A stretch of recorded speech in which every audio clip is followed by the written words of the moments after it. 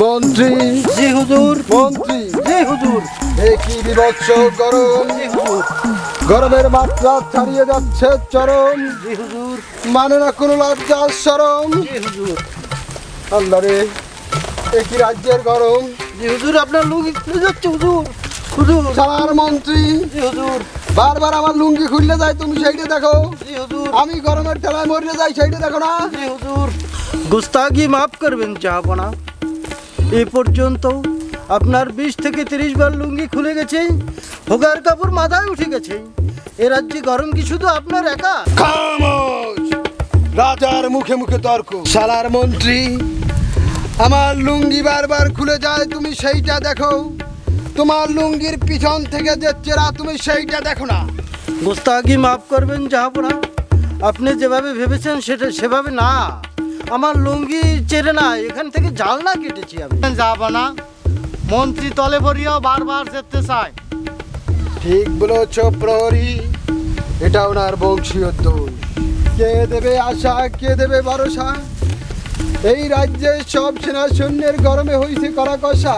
জি হুজুর। মন্ত্রী।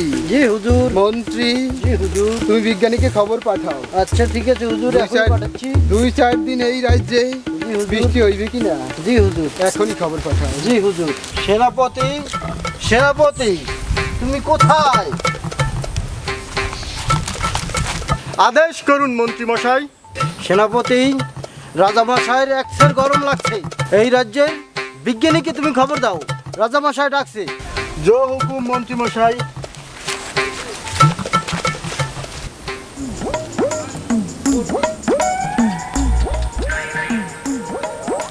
বিজ্ঞানী, বিজ্ঞানী, কি খবর বলো সেনাপতি?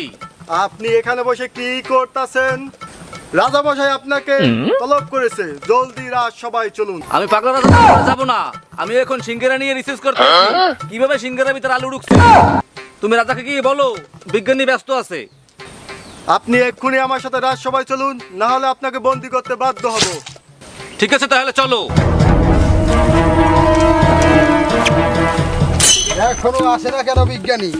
হ্যাঁ, আসবে আসবে হুজুর, গরমে তো একটু অস্থির অপেক্ষা হয়ে করুন, যাচ্ছি হুজুর। আমি। একই বিভৎস গরম। জাহাপানা, রাজবিজ্ঞানী, রাজসভায় হাজির।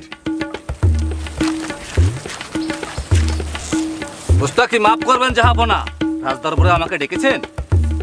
কে বিজ্ঞানী এসেছ? তোমার হাতে ওইটা কি বিজ্ঞানী? জাহাপনা, আমি একটা সিঙ্গারা নিয়ে দীর্ঘ 27 দিন যাবত রিসার্চ করতেছি, কিভাবে সিঙ্গারা ভিতরে আলু ঢুকছে। ওরে শালার বিজ্ঞানী, আমি তোমার ট্যালেন্ট দেখে বারবার অবাক হয়ে যাই। অবাক না, নাবাক হয়ে যাই। মন্ত্রী, গুস্তাখি মাফ করবেন জাহাপনা। ওটা অবাক নাপাক কিছুই হবে না, ওটা হবে অবাক। খামোশ! মুখে মুখে তর্ক। মন্ত্রী, জি হুজুর। বিজ্ঞানীর ওই ষড়যন্ত্রটা দিয়ে আকাশের দিকে ধরতে কও। গুস্তাখি মাফ করবেন জাহাপনা। ওটা ষড়যন্ত্র না, ওটা যন্ত্র। খামোশ! মুখে মুখে তর্ক। বিজ্ঞানী, জি। তোমার ওইটা দিয়া তুমি একটু ওই লম্বাড়াইতে দেখো আকাশে বৃষ্টি কবে হইবে। জোকুম জাহাপনা, আমি চেষ্টা করতেছি।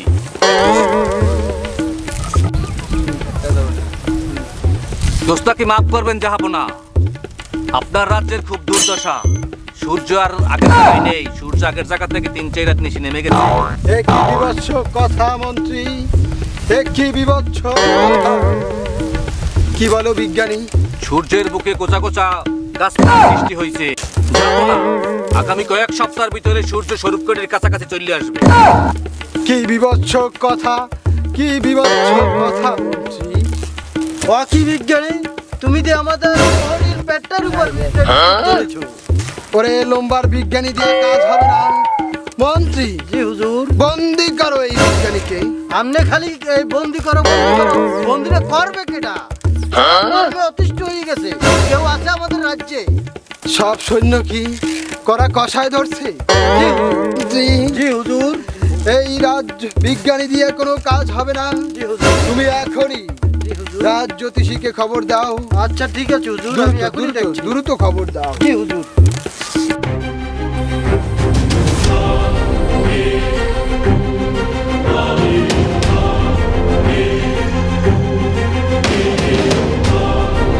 মশাই, আপনি আমাকে ডেকেছেন?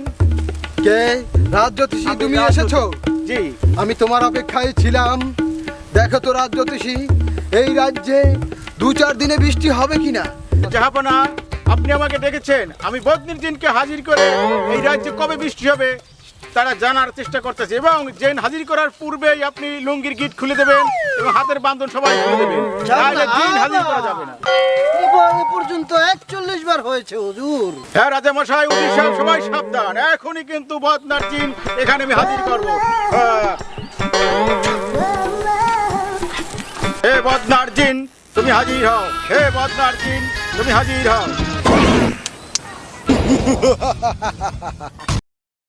কোন হালাগ্যর আমার এই অসময় ডেকেছে? হে বদনার জিন, আমার রাজ্যের রাজামশাই জানতে চেয়েছে 2-4 দিনে আমাদের বৃষ্টির সম্ভাবনা আছে কিনা।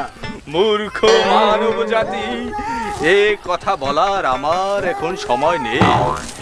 এই বিবস্ত্র গরমে আমাদের জিনেদের নেটওয়ার্ক ঝিরঝির করে। বদনার জিন, তুমি চাইতো না, তুমি বলো এই রাজ্যে কবে বৃষ্টি হবে?